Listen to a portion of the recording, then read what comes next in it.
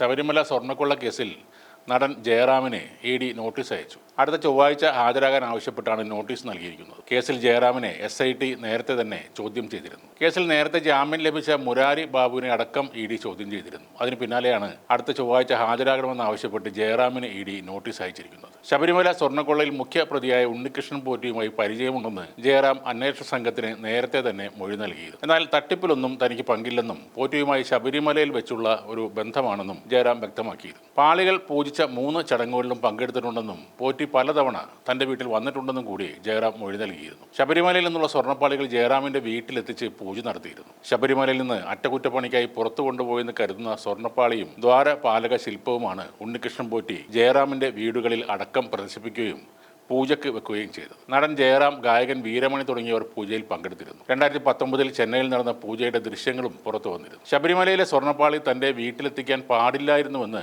ജയറാം പിന്നീട് പ്രതികരിച്ചിരുന്നു. കുറച്ച് വൈകിയാണ് അദ്ദേഹത്തിന് ബോധം ഉദിച്ചത്. ഉണ്ണികൃഷ്ണൻ പോറ്റിയെ ശബരിമലയിൽ നിന്നുള്ള പരിചയമാണെന്നും തന്റെ കയ്യിൽ നിന്ന് 1 രൂപ പോലും പോറ്റി വാങ്ങിയിട്ടില്ലെന്നും അയ്യന്റെ മുതൽ കട്ടിട്ടുണ്ടെങ്കിൽ അവർ ശിക്ഷിക്കപ്പെടണമെന്നും കൂടെ ജയറാം അന്ന് പറഞ്ഞിരുന്നു. സ്വർണ്ണപ്പാളിയിൽ പൂജ നടത്താനായത് എൻ്റെ ജീവിതത്തിലെ മഹാഭാഗ്യമായി കരുതിയെന്നും ഇതുമായി ബന്ധപ്പെട്ട ഏത് അന്വേഷണത്തിനും സഹകരിക്കുമെന്നും ജയറാം നേരത്തെ വ്യക്തമാക്കിയിരുന്നു. ഉണ്ണികൃഷ്ണൻ പോറ്റിയുമായുള്ള ജയറാമിന്റെ സൗഹൃദം തന്നെയാകും ഇ.ഡിയുടെ ചോദ്യം ചെയ്യലിൽ പ്രധാനമെന്നാണ് സൂചനകൾ. പോറ്റിയുമായി എന്തെങ്കിലും പണമിടപാടുകൾ നടന്നിട്ടുണ്ടോ എന്നും പരിശോധിക്കും. ശബരിമലയിലെ സ്വർണം ഉപയോഗിച്ച് പ്രതികൾ ഏതെങ്കിലും തരത്തിലുള്ള സാമ്പത്തിക നേട്ടം ഉണ്ടാക്കിയിട്ടുണ്ടോ എന്നതിലാണ് ഇ.ഡിയുടെ പരിശോധന പുരോഗമിക്കുന്നത്. സ്വർണ്ണക്കൊള്ളയിൽ 12 പേർക്കാണ് ഇ.ഡി തുടക്കത്തിൽ സമൻസ് അയച്ചിരിക്കുന്നത്. അതിൽ 3 പേർ മാത്രമാണ് SITയുടെ പ്രതിപട്ടികയിലുള്ളത്. നിർമ്മാണവേളയിൽ ശബരിമലയിലെ കട്ടിളപ്പാളിയും വാതിലും പോറ്റി പല സ്ഥലത്തും കൊണ്ടുപോയി പൂജകളും പ്രാർത്ഥനകളും നടത്തിയിട്ടുണ്ട്. ഇതിന്റെ പേരിൽ പണം വാങ്ങിയിട്ടുമുണ്ട്. ശബരിമലയിലെ ഇത്തരം വിശേഷപ്പെട്ട വസ്തുക്കൾ വീട്ടിലെത്തിച്ചാൽ ഐശ്വര്യമുണ്ടാകും എന്നൊക്കെ പറഞ്ഞുകൊണ്ടാണ് പോറ്റി പലയിടത്തും ഇങ്ങനെ പൂജ ചെയ്തത്. പോറ്റിയുമായുള്ള ചെന്നൈയിലെ പരിചയത്തിന്റെ പേരിലാണ് ശബരിമലയിലെ വിശേഷപ്പെട്ട വസ്തുക്കൾ വീട്ടിൽ വെച്ച് പൂജ നടത്തിയതെന്ന് ജയറാം നേരത്തെ സമ്മതിച്ചിരുന്നു. ചെന്നൈ അമ്പത്തൂരിലെ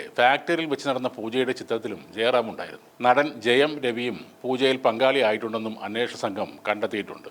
എന്നാൽ ജയറാമിനെ തെറ്റിദ്ധരിപ്പിച്ചാണ് പോറ്റി ഈ ചടങ്ങുകളിൽ പങ്കെടുപ്പിച്ചതെന്ന് SIT റിപ്പോർട്ട് നൽകിയിരുന്നു. ജയറാമിന് സ്വർണ്ണക്കൊള്ളയുമായി ബന്ധമില്ലെന്നും പ്രതികളുമായി സാമ്പത്തിക ഇടപാടുകൾ ഇല്ലെന്നും വ്യക്തമായതോടെ SIT ജയറാമിന് നേരത്തെ ക്ലീൻ ചിറ്റ് നൽകിയിരുന്നു. അതേസമയം ശബരിമലയിലെ കൊടിമര പുനർനിർമ്മാണവുമായി ബന്ധപ്പെട്ട സ്വർണ്ണ ക്രമക്കേടുകൾ അന്വേഷിക്കാൻ ഒരു SP-യുടെ നേതൃത്വത്തിലുള്ള പ്രത്യേക വിജിലൻസ് സംഘത്തെ ഇന്ന് നിശ്ചയിക്കും. വിജിലൻസ് മേധാവിയുടെ നേരിട്ടുള്ള മേൽനോട്ടത്തിലായിരിക്കും ഈ അന്വേഷണം നടക്കുക. 2017 കൊടിമരത്തിനായി ശേഖരിച്ച സ്വർണ്ണത്തിൽ അഴിമതി നടന്നിട്ടുണ്ടോ എന്ന് പരിശോധിക്കാൻ ഹൈക്കോടതി ഉത്തരവിട്ടതിനെ തുടർന്നാണ് ഈ നീക്കം. നിലവിൽ SITയുടെയും ദേവസ്വം വിജിലൻസിന്റെയും പക്കലുള്ള പ്രധാന രേഖകൾ സംസ്ഥാന വിജിലൻസ് ഉടൻ തന്നെ ഏറ്റെടുക്കും. കേസിലെ പ്രതികളുടെ ജാമ്യാപേക്ഷകളിൽ വിവിധ കോടതികളിൽ ഇന്നും വാദം തുടരുകയാണ്. തന്ത്രി കണ്ഠരര് രാജീവരുടെ ജാമ്യാപേക്ഷയിൽ കൊല്ലം വിജിലൻസ് കോടതിയിൽ ഇന്ന് പ്രോസിക്യൂഷൻ തങ്ങളുടെ വാദങ്ങൾ നിരത്തും. തന്ത്രിക്ക് ഗൂഢാലോചനയിൽ പങ്കുണ്ടെന്ന് അന്വേഷണ സംഘം ആരോപിക്കുമ്പോൾ താൻ ആചാരപരമായ കാര്യങ്ങളിൽ മാത്രമാണ് ശ്രദ്ധിച്ചിരുന്നതെന്നാണ് തന്ത്രി വാദിക്കുന്നത്. മുൻ ദേവസ്വം കമ്മീഷണർ N. വാസുവിന്റെ ജാമ്യഹർജിയും കോടതിയുടെ പരിഗണനയിലുണ്ട്. അതിനു പുറമെ കർണാടകയിലെ ജ്വല്ലറി ഉടമയായ ഗോവർദ്ധൻ സമർപ്പിച്ച ജാമ്യാപേക്ഷ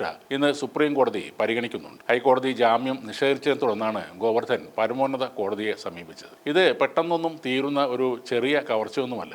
ഇപ്പോൾ കണക്കെടുത്തതിനേക്കാൾ 10 മടങ്ങ് സ്വർണം മോഷണം പോയിട്ടുണ്ടെന്നാണ് സംശയം. സ്വർണം മാത്രമല്ല, ശബരിമലയിലെ സകല വസ്തുക്കളിലും ഈ കള്ളന്മാർ കൈയിട്ട് വാരിയിട്ടുണ്ട്. തന്ത്രി മുതൽ ഡെയിലി വേജസ് വാങ്ങുന്ന താൽക്കാലിക തൊഴിലാളികൾ വരെ ലക്ഷങ്ങളാണ് അടിച്ചു മാറ്റിയത്. ഈ താൽക്കാലിക ജീവനക്കാർ ദിവസം തോറും 6000 രൂപയൊക്കെയാണ് വീട്ടിലേക്ക് അയച്ചിരുന്നത്. ഭക്തർ കൊട്ടക്കണക്കിന് പണം കൊണ്ടുവന്ന് കാണിക്കയിടുന്നു. കപട ഭക്തി അഭിനയിച്ച് അവിടെ കയറിപ്പറ്റിയവർ അതെല്ലാം അടിച്ചു മാറ്റുന്നു.